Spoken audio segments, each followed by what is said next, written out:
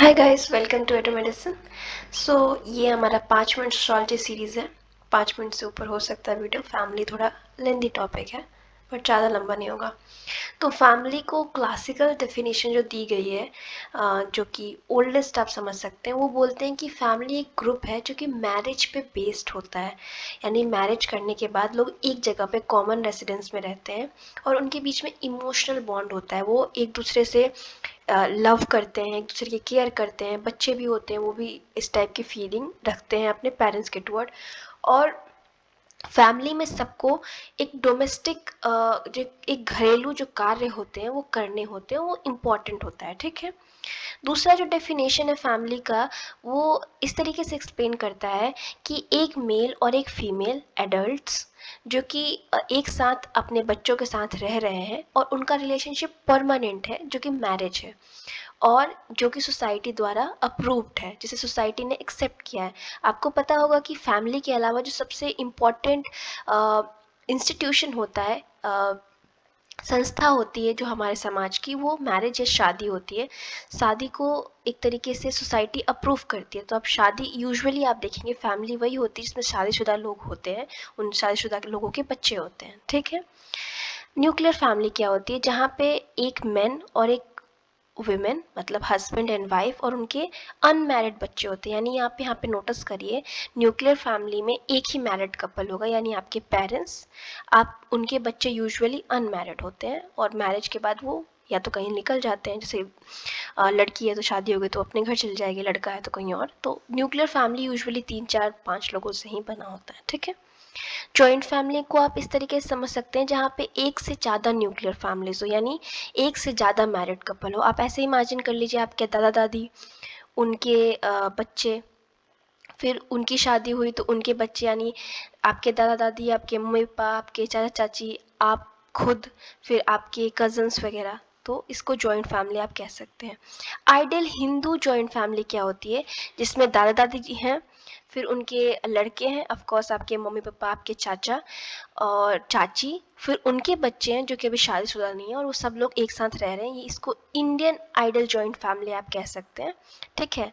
कंज्यूगनल family, जहाँ पे जो है हस्बैंड वाइफ और उनके बच्चे रह रहे हैं, लव इन फैमिलीज में ज़्यादा होता है और ये न्यूक्लियर फैमिली से काफ़ी हद तक सेम होती हैं, एक जैसी होती हैं। कॉन्सिग्विन फैमिली, तो कॉन्सिग्विन फैमिली को आप इस तरीके से समझ सकते हैं, ये फैमिली जैसे कि आप, आपके कज़न्स जो एक साथ ब्लड से रिलेटेड है या एक ही लाइन से हैं, एक ही डिसेंट से हैं, एक ही संबंध से हैं, यानी मैरिज से रिलेशन नहीं है। यानी आपके फादर मदर नहीं, आपके फादर और उनकी बहन, उनके कज़न्स, ऐसे। ठीक है। अब एक होती है एक्सटेंडेड फैमिली, तो इसमें एक से ज़्यादा मैरिड कपल्स होते हैं, उनके बच्चे और उन्हीं रिलेटिव होते हैं। आप उस तरीके से इसको जॉइंट फैमिली की तरह समझ सकते हैं। एक्सटेंडेड फैमिली में एक और थ्योरी है सोशियोलॉजी में, जो जैसे मान लीजिए कि आपकी जॉइंट फैमिली है, आप अपनी फैमिली से निकल के कहीं बाहर रह रहे हैं, फिर भी आप फैमिली से कांटेक्ट, मतलब जैसे कि मान लीजिए आप हैं, आप किसी शहर में रह रहे हैं और आपकी चाचा चाची से कांटेक्ट है आपकी फैमिली का, ये भी एक्सटेंडेड फैमिली हो सकती है। मतलब आप एक तरीके से जॉइंट है बट साथ में नहीं है। ठीक है।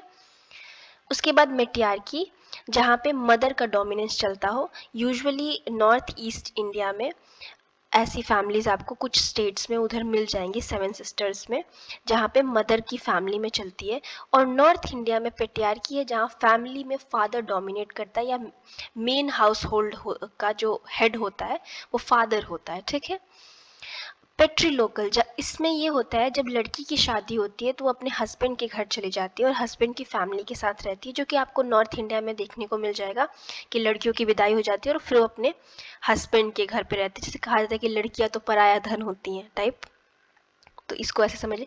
मेट्रीलोकल में क्या होता है, जो हस्बैंड है वो अपनी वाइफ के घर पे आके एक तरीके से घर जमाई लेकिन ये बहुत सारी सोसाइटीज़ में पॉपुलर ट्रेडिशन है, नॉर्थ ईस्ट में भी बहुत जगह है। वो अपनी वाइफ के घर पे आके रहता है अपनी वाइफ के फैमिली के साथ। ठीक है। उसके बाद फंक्शनल पर्सपेक्टिव फैमिली के बारे में क्या कहती है, तो मुड्रॉक ने एक स्टडी की यूएस में, जहाँ पे उन्होंने कहा कि जो न्यूक्लियर फैमिली है वो यूनिवर्सल इंस्टीट्यूशन है, मतलब जो ये न्यूक्लियर फैमिली है वो हर जगह पाई जाती है और इसके बिना सोसाइटी का फंक्शन नहीं हो सकता, ऐसा उन्होंने एक्सप्लेन किया, जो कि अपने आप में एक डिबेट का विषय हो सकता है, क्योंकि ज़रूरी नहीं है कि न्यूक्लियर फैमिली हर जगह हो। कॉन्फ्लिक्ट थ्योरी बोलती है कि जो फैमिली है चाहे उसमें वुमेन के साथ बहुत कई बार गलत होता है कैपिटलिस्ट सोसाइटी में।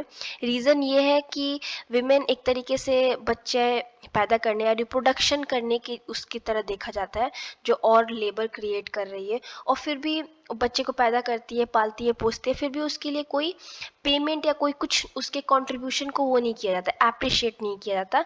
ऐसा कॉन्फ्लिक्ट थ्योरी बोलता है, ये वुमेन पे ज़्यादा फोकस करता है फैमिली में। ठीक है, उसके बाद इन दो थ्योरीज के बारे में हमने डिस्कस कर लिया। तो फैमिली को मैंने कोशिश किया कि 5 मिनट के अंदर एक्सप्लेन करूं। So thank you so much. Please like और सब्सक्राइब करिए चैनल, अपने फ्रेंड्स के साथ शेयर करिए। कुछ भी ना समझ में आए, कमेंट सेक्शन आपके लिए ओपन है, आप कभी भी क्वेश्चन पूछ सकते हैं। So have a nice day.